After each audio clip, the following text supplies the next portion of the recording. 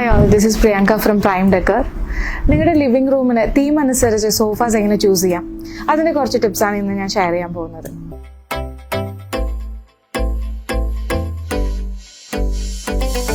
Modern theme ആയിട്ടുള്ള living room ആണെങ്കിൽ അവിടെ നിങ്ങൾക്ക് പ്രിഫറബിളി യൂസ് ചെയ്യാൻ പറ്റുന്ന ഒരു സോഫയുടെ ഓപ്ഷനാണ് ഇപ്പോൾ കാണിക്കുന്നത്. സ്ലീക്ക് ലൈൻസ് ആയിട്ടുള്ള, അതുപോലെ മെറ്റൽ ഡീറ്റെയിലിംഗ് വരുന്ന, സോളിഡ് കളേഴ്സ്, അത് ലെതർ അല്ലെങ്കിൽ ഫാബ്രിക്കിൽ വരുന്ന സോഫാസ് കുറച്ചും കൂടി സ്യൂട്ടബിൾ ആയിരിക്കും മോഡേൺ തീമിലേക്ക്. ഇപ്പോൾ വളരെ ട്രെൻഡിങ് ആയിട്ടുള്ള ഒരു സ്റ്റൈലാണ് Indian modern style. Indian modern എന്ന് പറഞ്ഞാൽ ട്രഡീഷണൽ ഡിസൈനിലെയും മോഡേൺ ഡിസൈനിൻ്റെ ഒരു മിക്സ് ആയിരിക്കും ഈ ഒരു ഫീച്ചേഴ്സിൽ വരാം. അപ്പോൾ അതിനൊരു എക്സാമ്പിൾ സോഫ നമുക്കൊന്ന് കണ്ടിട്ട് വരാം.